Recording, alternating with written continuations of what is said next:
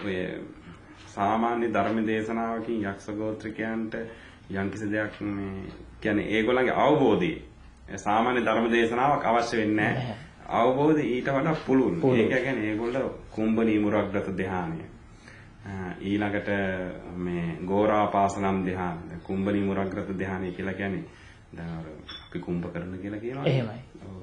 දැන් ඔය රාම රාවණා යුද්ධයේදී මේ දසහස්තක රාජක කියන අපේ ඊටාම දියුණුම සිත දියුණු කරපු ඍෂිවරයෙක් හිටියා. ඒ ඍෂිවරයා බුදුහාඳුරු පෙර බුදුවරු අනුගමනය කරලා දියුණු කරපු භාවනා ක්‍රමයක් තමයි ඔය කුම්භනී මුරග්ගත කියන භාවනා ක්‍රමය. ඔය භාවනා ක්‍රමය දියුණු කරලා සතියක් මේ සමාධි සුවයෙන් වැඩ හිටියේ. ඒ සතියක් සමාධි සුවයෙන් වැඩ ඉන්නකොට ඒ වෙලාවේදී මේගොල්ලෝ හිතුවා මේගොල්ලෝ දැන් අනිත් අයට කල්පනා වුණේ මේගොල්ලෝ මේ නිදාගෙන ඉන්නේ කියලා. නිදාගෙන නේ ඒගොල්ලෝ මේ ධ්‍යානයකට සමවැදලා තමයි ඉන්නේ. කුම්භනී මුරග්ගත කියන ඒ වගේ දියුණු ධ්‍යාන ක්‍රම ඒ කාලේ තිබිලා තියෙන බුදුආරං කාලේ. ඉතින් සිත පිළිබඳව පූර්ණ හැදෑරීමක් යක්ෂ ගෝත්‍රිකයෝ කරලා තියෙනවා. ඉතින් ඒ වගේ පූර්ණ හැදෑරීමක් කරපු යක්ෂ ගෝත්‍රිකයෙකුට සාමාන්‍ය සූත්‍ර දේශනාවක් හරියන්නේ නැහැ.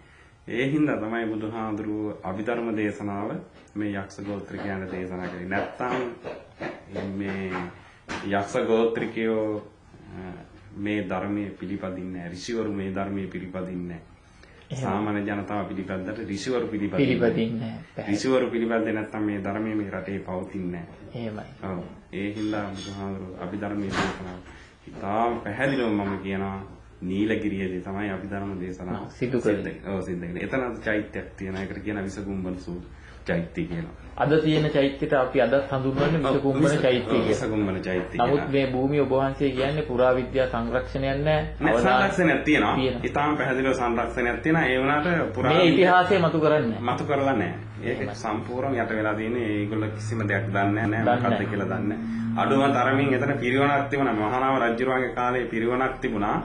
මානාපව් පිරිවන කියලා. දැන් මානාපව් පිරිවන කොහෙද තියෙන්නේ කියලාවත් දන්නේ නැහැ. නම තියෙනවා. මෙහෙම පිරිවනක් තිබුණයි කියලා අපේ පිරිවෙන් ඉතිහාසයේ තියෙනවා. ඒ පිරිවන තිබුණේ කොහෙද කියලාවත් දන්නේ නැහැ. මානාපව් පිරිවන තිබුණේ ඔය නීලගිරියේ. මහානාම රජුර තමයි පිරිවන ඇති කළේ. සාල වික්ෂු පිරිසක්. ඒ කාලේ ඉඳලා තියෙනවා. ඒක උනත් තාම එළිදරව් වෙලා නැහැ. ඒ තරම් වටිනා පෞරාණික භූමි ස්ථානයක්. ඊළඟට අපේ කවුද මේ මුණමුර ඍෂිවරයා ගේ වෛද්‍ය ග්‍රන්ථ ත්‍රිපිටක ග්‍රන්ථ ඇතුළත් කර මේ ඇතුළත්ව රචනා කරපු සියලුම වටිනා ග්‍රන්ථ සුරක්ෂිත කරලා තිබුණේ නීලගිරි.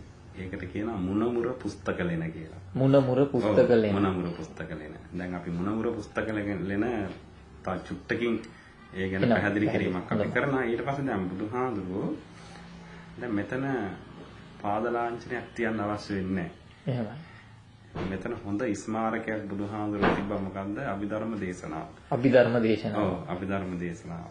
ඒ හින්දා එතනදී බුදුහාඳුරෝ අභිධර්ම දේශනා කළා රිටිගලට වැඩියා. රිටිගලට. ඔව්. රිටිගලට වැඩම කරලා රිටිගලදී ප්‍රාතිහාර්යයක් කළා. ප්‍රාතිහාර්යයක් යක්ෂ ගෝත්‍රිකයන්ට මේ මොකද එතනදී සිද්ධ වුණා මේ බුදුරජාණන් වහන්සේට ওই ගිරිභද්‍ර කියන සෙම්පතියා මේ බුදුරජාණන් වහන්සේගේ ධර්මයේ වැළඳ ගන්නවාට දැඩි අකමැත්තක් තිබුණා.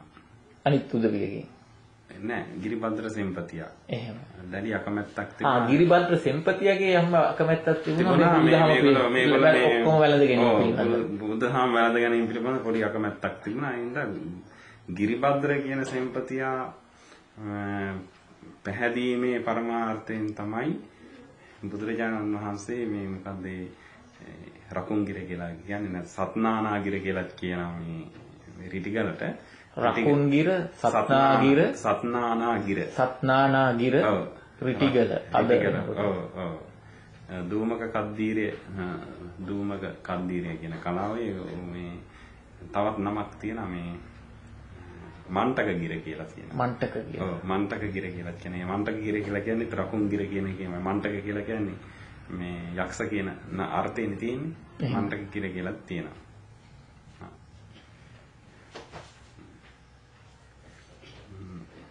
දැන් එතනදී බුදුහාඳුරෝ ප්‍රාතිහාරයක් පව එක විසකුම්බන සූත්‍රයේ තියෙන බුදුහාඳුරෝ ප්‍රාතිහාරයක් කළා කියලා එතන. විසකුම්බන සූත්‍රයේ සඳහන් වෙනවා. සඳහන් වෙනවා. එතනදී යක්ෂ ගෝත්‍රික ප්‍රසාදය බලන දැන් අපිට මහත්ය ආය යන්න ඕන ත්‍රිපිටකයේ මේ සච්චක දමණයට. සච්චක දමණය නේද? සච්චක දමණය. ඔව් සච්චක දමණය සච්චබද්ද ගිරිය. සච්චක දමණය. සච්චබද්ද. ඒ කියන්නේ දැන් අපි දැන් ඔය ශ්‍රීපාද පිහිටුවීමේ ස්ථාන ගැන කතා කරන යනකොට සච්චබද්ද ගිරිය ශ්‍රීපාදයක් පිහිටුවයි කියලා කියනවනේ. එහෙමයි. ඔබ සඳහන් කරන මට මේ වෙලේ මතකයට එන්නේ නැහැ. නමුත් සච්චක දමණය කියන එක පිළිබඳව මට පොඩි මතකයක් තියෙනවා. අර කිසියම් මේ කන්දක සච්චක දමණය කළා කියලා කියනවා. එහෙමයි. ඔව්. ඒ ප්‍රාතිහාරයක් කරලා සච්චක දමණය කළා කියලානේ කියන්නේ. එහෙමයි. ඒ සූත්‍රයේ තියෙන එහෙමයි. ඕකේ ඡායාවක් කියලා කියන්නේ දැන් එතන බුදුහාඳුරෝ ඒ රිටිගල ඉඳන් ඒ ගිරිබද්‍ර සෙම්පතියා දමනය කිරීම සච්චක දමනයට ගොඩාක් සමානයි. එහෙනම් ඔය දැන් මේ සච්චක සහ ගිරිබද්‍ර එක්කෙනෙක්ද කියන එක ඔබ වහන්සේට පොඩි අදහසක් තියෙනවා. ඔව් එක්කෙනෙක්. බොහෝ දුරට මගේ ඔබ වහන්සේගේ පරිශ්‍රණ රූප පැහැදිලි වෙන්නේ එක්කෙනෙක් කියන එක. එක්කෙනෙක් කියන එක. එතකොට සච්චබද්ද ගිරිය කියලා කියන්නේ සත්නානා ගිරටමයි. සච්චබද්ද ගිරිය කියන්නේ සත්නානා ගිරිය. මේ කියන්නේ අපේ රිටිගලමයි. ඔව් රිටිගලමයි. වෙන කොහෙවත් එකක් නෙවෙයි. එතකොට දැන් ස්ථාන හතරම තුනක් හරින් ඊළඟට අනිත් එක අපේ ශ්‍රීපාද ඒ ගැන මේකේ සඳහනක් නෑ. ඔය ස්ථාන තුන සම්බන්ධයෙන් සඳහන් වෙනවා. ඉතින් ඔතනින් ධර්මයේ දේශනා කළා බුදුරජාණන් වහන්සේ විශාල ශ්‍රාවක පිරිසක් ඇති කරා. ඔබ වහන්සේගේ මම මෙහෙම ප්‍රශ්නයක් අහුවොත් මේ ධර්ම දේශනා හරහා ඔබ වහන්සේ තුල අදහසක් තියෙනවද බෞද්ධ භික්ෂුන් වහන්සේලාත් ඇති වුණා කියන තැන ඔබ වහන්සේ තාම පැහැදිලි ඇති වුණා. ඒක තමයි මම කිව්වේ. භික්ෂු පිරිසක් ඇති වුණා.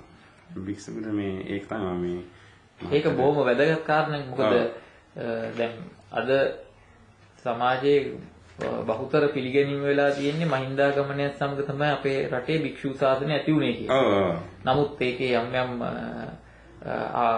ඒකේ තියෙන ඒ මතයේ පිළිගැනීමට බැරි සාධක බහුතරයක් අද අපිට පෙන්눔 කරන්න පුළුවන්කම තියෙනවා. එතකොට දැන් ඔබ වහන්සේ පැහැදිලිවම සඳහන් කරනවා බුදුරජාණන් වහන්සේ ලංකාවට වැඩමු අවස්ථාවේ සිටම බෞද්ධ භික්ෂුන් වහන්සේලා වැඩ හිටියා. සෝවාන් මාර්ගඵලලාභීන් වැඩ හිටියා කියලා ඔබ වහන්සේ පැහැදිලි කරනවා. ඔව් ඊටම පැහැදිලි. භික්ෂුන් වහන්සේලා වැඩ සිටියා කියන්නේ ඔබ වහන්සේ තුල තියෙන සාධක මොනවද? දැන් මේ මගේ දැන් අපේ ඔය විසකුම්බන නෙවෙයි.